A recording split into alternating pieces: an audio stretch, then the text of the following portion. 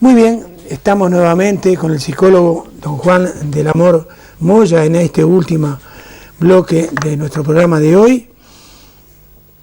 Como bien saben ustedes, un tema que va a ser, pienso yo, bastante controvertido, agradeciéndoles de antemano la infinidad de llamadas telefónicas, de correos electrónicos que nos envían para darnos ánimo, a veces para criticarnos, pero siempre en forma constructiva, y eso se lo agradecemos muchísimo, sobre todo cuando tratamos temas así tan difíciles, como es este caso.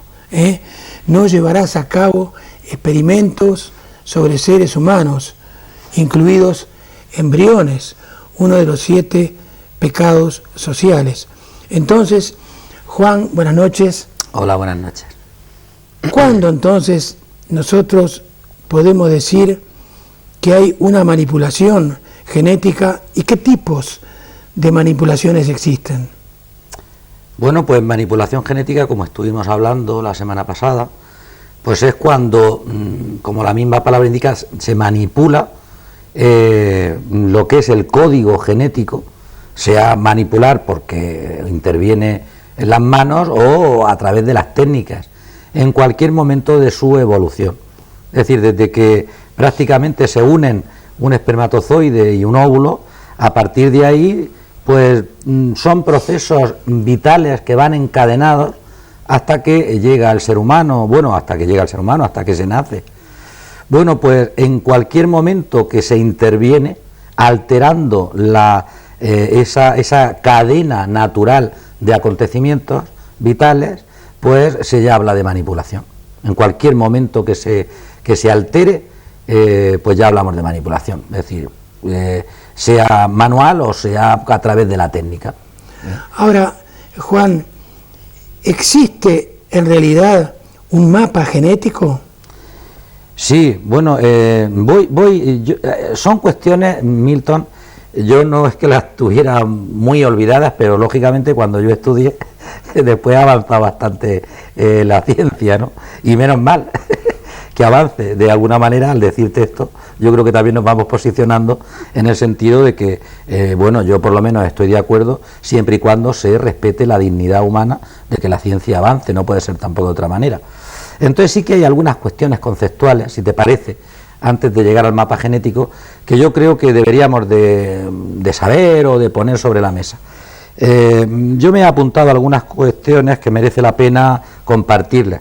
Por ejemplo, saber lo que es la célula huevo o cigoto, que es una vez que, como te he dicho, se unen el espermatozoide y el óvulo, tanto por parte del hombre como de la mujer, del padre o de la madre de ese futuro ser humano, pues cada uno aporta 23 pares de cromosomas.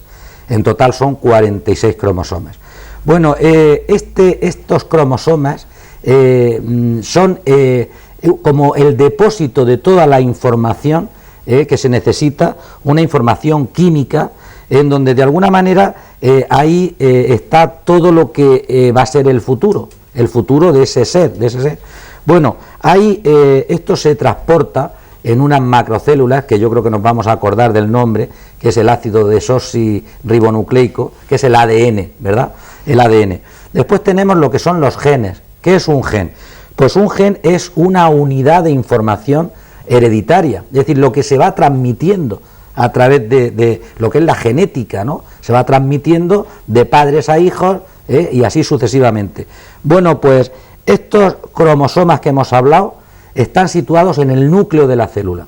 En esa célula huevo o cigoto, bueno, pues ahí tenemos estos cromosomas. Bueno, estos cromosomas almacenan y transmiten esa información genética. Son los portadores de los genes y están compuestos, como te he dicho antes, por ADN y por proteínas. Bueno, pues el número de cromosomas depende lo que es la especie de la especie biológica. Es decir, nuestra especie biológica tiene, como te he dicho antes, 46 cromosomas, 23 pares de cromosomas. Y depende de la especie, tendrá más cromosomas u otras.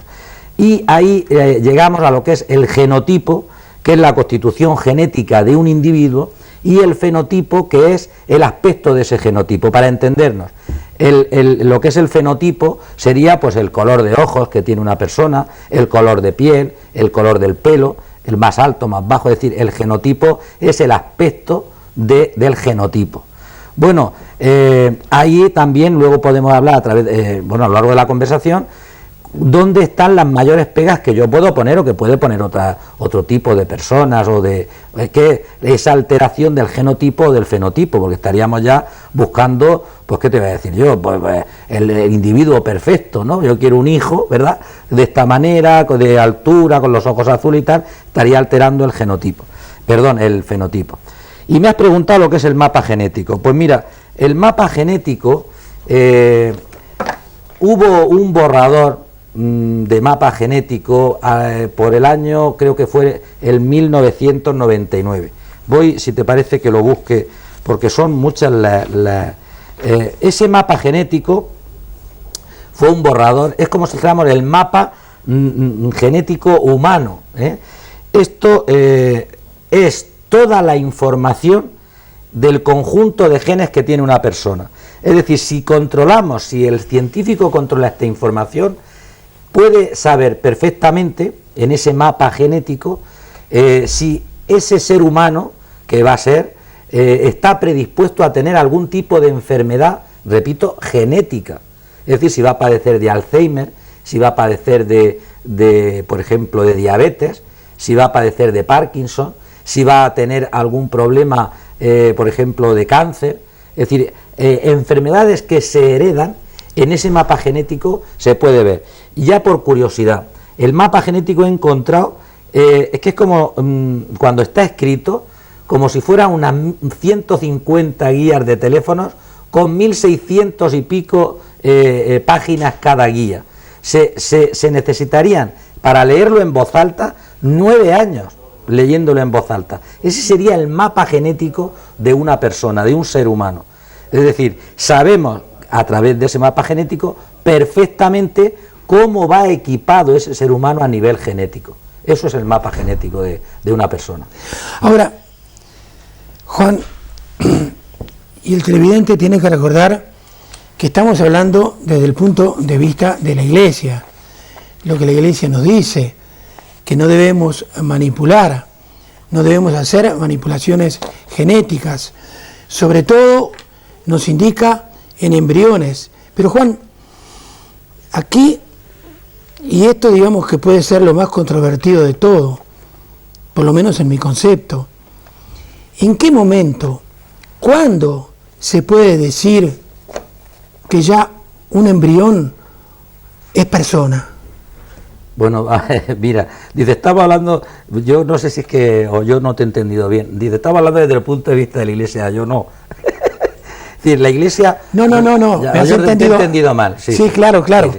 No, que la Iglesia nos pone como precepto, nos pone como pecado social, que dice que no llevarás a cabo experimentos genéticos y sobre todo en embriones. Claro. Que esto es lo que la Iglesia dice. Sí. Ahora nosotros, y sobre todo tú en este caso, estás exponiendo no solamente lo que la Iglesia dice, sino lo que nosotros, o lo que tú la comunidad piensas, científica. Exacto, y la comunidad científica piensa acerca de esto. Exactamente. Entonces, ¿cuándo es el momento, entonces, que nosotros podemos decir que ya es una persona?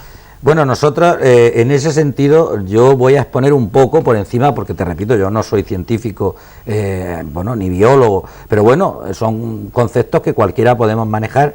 Voy a exponer un poco el proceso.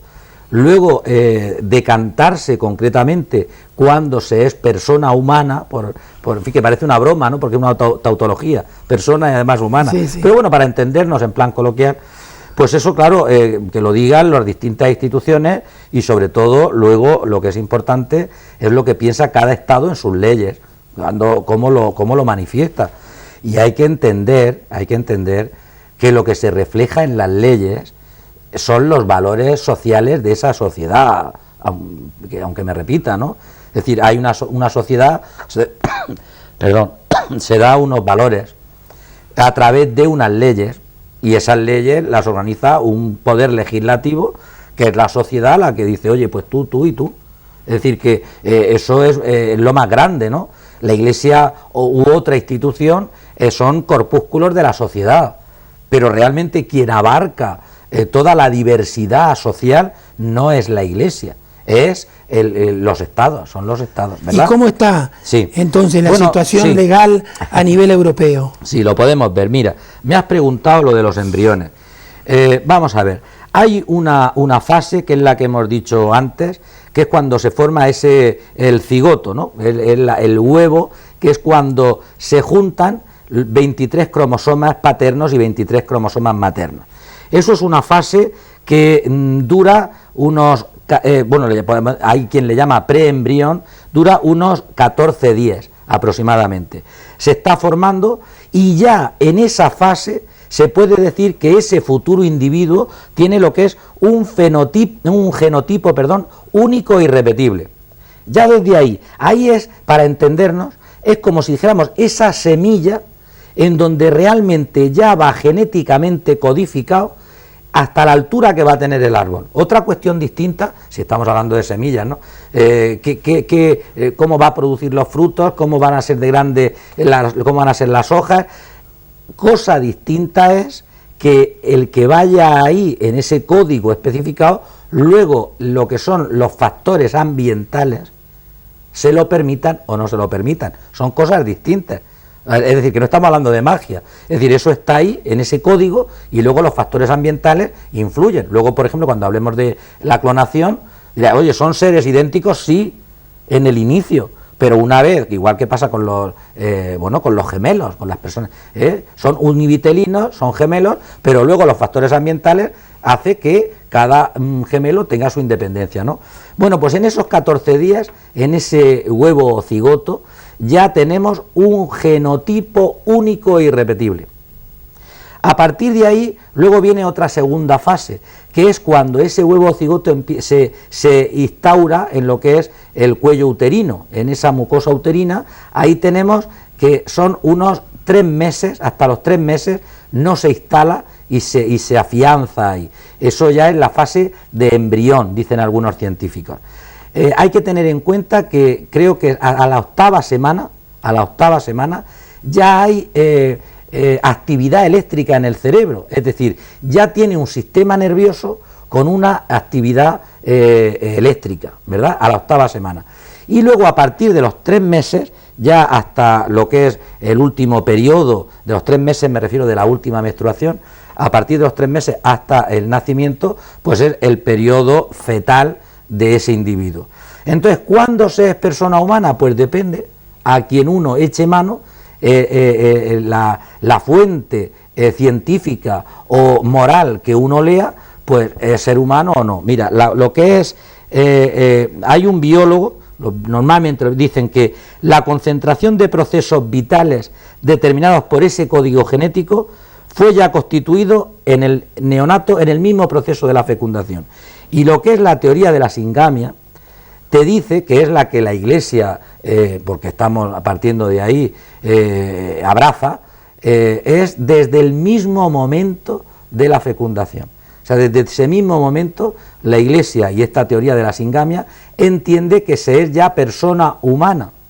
Y depende de dónde vaya, pues oye, hasta que no nace, pues no hay instituciones, piensan que no es persona humana. De todas maneras, luego los científicos, por eso están los plazos en las leyes de abortos de cualquier país, y ellos entienden que en esos plazos, donde lo pongan, el plazo, la octava semana, la 14 semana, es decir, donde lo pongan, entienden que se es persona humana o no. Pero para distinguir y partiendo del origen de nuestra presentación, la Iglesia está de acuerdo con la teoría de la singamia, que es desde el mismo momento que se produce la fecundación. Ahora, Juan, yo quiero volver a puntualizar lo que dije antes. Sí. El hecho de que estos pecados sociales o capitales han sido realizados, han sido escritos por un hombre de la Iglesia y han sido aprobados por la Iglesia. Ahora, ¿qué sabemos? Estamos en un mundo occidental. ¿Qué sabemos lo que nos hablan, por ejemplo, o lo que nos habla o lo que nos dice el Corán, por ejemplo, qué nos dice el hinduismo, qué nos dice el budismo acerca de estos aspectos. Una cosa es lo que nos dice una religión y otra cosa es lo que piensa o lo que hace o lo que realiza el mundo científico. Claro. Entonces, exacto, son cosas completamente distintas. Entonces ahí está lo que yo decía a los televidentes de la valoración unipersonal que puede haber y tan controvertida en esto. Juan, ¿qué son las células madres? Bien, claro, estos son detalles importantes porque cuando se saben ciertos aspectos, pues uno entiende por qué la comunidad científica y por qué la ciencia avanza de una manera o de otra. Bueno, pues también se descubrió, bueno, a finales del siglo pasado, estamos en el siglo XXI, ¿verdad? Se descubrió que, mira, en el ser humano puede haber 1 billón de células, hay unas 200 células distintas, de distinta composición, de distinta función dentro del ser humano, para entendernos. Pues hay células que se especializan en los huesos, se forman huesos, en los músculos, en el corazón son unas células distintas, el hígado unas células distintas. Bueno, pues en total hay unas 200 especies distintas que se especializan. Claro, los científicos descubrieron que lo que es, por ejemplo, para entendernos, la médula ósea, el sistema por donde va el sistema nervioso central, bueno, pues hay unas células que están sin especializar, pero muy pocas. ¿Dónde se concentran la mayor parte de células sin especializar o células madre?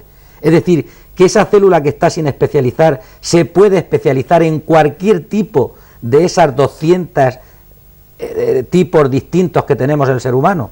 Pues normalmente se concentran en el embrión. ¿Qué es lo que pasa? Que como se pueden, pues ahí está el problema, como se pueden provocar artificialmente, me refiero, embriones fuera de lo que es el seno materno, pues claro, si se producen embriones, de ahí se pueden sacar células madre. ¿Qué se puede hacer con esas células madre? Pues se puede, especializándolas después, pues incluso reproducir tejidos que están dañados por el cáncer, por ejemplo. Se pueden, incluso, que parece que uno habla de ciencia ficción, se puede reproducir un corazón entero. ¿Por qué? Pues porque las puedes especializar dependiendo de la información que tú le des y dónde la pongas. Es decir, que eso es extraordinario. Lo que estamos hablando, que parece, ¿verdad?, que es algo, pues, pero se llama célula madre por eso, porque como está sin especializar, luego puede el científico provocar que se especialicen para reproducir, porque imagínate, porque dice, hablamos de ciencia ficción, hay células que se van destruyendo con el paso del tiempo, por la vejez. Pues a través de estas células madre también se pueden regenerar. Es decir, que hablando de ciencia ficción, bueno, pues se puede alargar la vida del ser humano, bueno, no digo eternamente, pero vamos, claro, es decir, esto parece que es ciencia ficción, sin embargo es una realidad. Es decir, depende de cómo trabaje el científico esos embriones. Claro, ten en cuenta una cosa, que para producir embriones hay que ver los que se desperdician, entre comillas, ¿no? Digo, y no entre comillas, se desperdician muchísimos. Unos porque no llegan a término. Entonces, si esos embriones los producen con ese fin de reproducción de células madre para un bien para la humanidad, para el ser humano, estupendo. El problema es si tú esos embriones los produces con otro tipo de fines. Para eso están las leyes, para eso están los estados, ¿verdad? Y donde tú influyas en esa manipulación. Tú puedes, me refiero al científico, puede manipular el código genético para curar una cierta enfermedad. Es decir, como hemos dicho, tenemos el mapa genético. Tú tienes el mapa genético de esa futura persona y puedes alterarlo en el sentido de que no se produzca mañana la enfermedad de Alzheimer. Eso es extraordinario, ¿verdad? Ahora, si tú a lo que alteras, y es donde estarían las pegas que se puede poner a nivel moral y ético, tú lo que estás alterando, esa unicidad, esa distinción de ser humano, y te metes en el fenotipo, claro, como dices, es que yo quiero un hijo a la carta, ahí ya estaríamos entrando en la moral, ¿verdad? Claro, entonces ahí eso es reprobable moralmente, se puede decir. Ahora, en este momento histórico, en este contexto, yo no sé bueno, primero que yo no voy a existir, pero no sé qué pensará la sociedad dentro de 100 años, de 200 años, porque claro, sí sabemos lo que pensaba hace 300 años, cuestiones que eran inmorales. Sí. No, te iba a preguntar entonces, viene por sí solo el hecho de la clonación. Sí. ¿Qué piensa entonces la Iglesia acerca de la clonación? Bueno, totalmente, vamos, todo lo que estamos hablando totalmente prohibido. Claro. Bueno, pero incluso los estados, si la clonación no tiene un fin concreto, pues entonces está claro que mira, te dije el otro día que lo que es Europa, la Unión Europea, lo tiene totalmente prohibido como algo indigno a la persona. Y sin embargo, en el 2001, el mismo febrero de 2001, Inglaterra, el Reino Unido, aprobó, que te dije que estaba todavía gobernando, estaba de primer ministro Blair, aprobó la clonación con fines terapéuticos. Estados Unidos, lo último que Bush aprobó, en el sentido, digo aprobado, de que iba a auspiciarlo con dinero público, era la utilización de ciertos embriones que se desechaban, pues porque no llegan a término, para que se extrajeran las células madre, pero no producir embriones para sacar células madre, ¿verdad? Que es lo que te comenté yo el otro día, del cordón umbilical. Hay personas importantes a nivel del Estado español, ¿no?, porque lo han hecho, se lo han llevado a un banco del Reino Unido y lo tienen reservado. ¿Por qué? Porque ahí están células madre, y mañana esa persona que está ya predestinada por la ley española a dirigir, a ser el jefe de Estado, la jefa de Estado mañana, pues si tuviera algún problema de tipo para regenerar algún tipo de órgano, pues ahí las tienen reservadas. Es decir, no parece que todos seamos iguales en el sentido de derechos, ¿no?, sino que depende de el poderío económico o situación. En España está prohibida, si no es con un fin terapéutico, está prohibida. Entonces, y en Europa también, y en Estados Unidos también. En Inglaterra es el único sitio donde se permite la clonación con fines terapéuticos. Y la clonación, Milton, es algo tan sencillo como lo que vemos en la naturaleza. La naturaleza, sabemos que se producen gemelos de univitelinos. ¿Por qué? Porque es un proceso también dentro de que lo da la naturaleza. Son personas genéticamente iguales. Sin embargo, luego lo que es la experiencia, lo que es las vivencias, pues los van diferenciando. De todas maneras, hay una cosa curiosa. Hemos dicho que la diferencia, lo hemos empezado por ahí, está descubierto que lo que es el lenguaje de transmisión genética es en el universo, y entendido por universo lo que es la Tierra, es el mismo. Es la cantidad de información genética la que diferencia a una planta de una jirafa de una persona. Y sin embargo, tenemos en el tiempo, lo que pasa que ya es que el ser humano llegamos a verlo con normalidad. Te dije el otro día fuera de antena, ¿cuántos pétalos tiene una rosa? Te lo dije. Y yo creo que poca gente, si es una persona experta, pues muchos pétalos, ¿verdad? La rosa tiene muchos pétalos. Sin embargo, y es hermosa, ¿verdad?, en su forma, en su color, en sus aromas, y tiene un montón de pétalos, ¿verdad? Sin embargo, genéticamente se ha alterado, es una alteración genética. La rosa original tiene 5 pétalos. 5 pétalos. Y entonces, en esa alteración, Es decir, y ha sido una maravilla, una rosa ahora, pues sí, es decir, sí, y bueno, y no hablemos de lo que nos comemos, ¿verdad? De tomates, y yo recuerdo siendo pequeños, decían, oye, es que traen un trigo americano. ¿Y en qué consistía? Pues que el tallo era más pequeño, había menos gasto de energía en lo que era el tallo, la raspa, que sabes tú que de la espiga casi no tenía, y entonces se concentraba en lo que era el trigo. Y claro, al agricultor eso era mucho mejor, ¿no? Tenía menos raspa, era más corto, se hacía antes. Es decir, alteraciones genéticas llevamos mucho tiempo. Lo que pasa es que ahora, en pleno siglo XXI, se está ya con embriones, con seres humanos, entre comillas, me refiero entre comillas, porque hay que ver lo que dice la ciencia, y entonces hay cosas que nos altera la moral. Pero ojo, la ciencia lleva trabajando ya mucho tiempo y no nos hemos enterado, pero es así. Muy bien. Dejamos este tema tan escabroso, tan espinoso, como las espinas de una rosa, las raspas de una rosa. Sí. Y en la próxima entrega, o sea, la próxima semana, le diremos a don Juan que nos hable de el tercer pecado social: no contaminarás el medio ambiente. Y si este programa les agradó, dentro de 7 días y 7 noches nos volvemos a reencontrar aquí, en esta misma casa. Hasta entonces.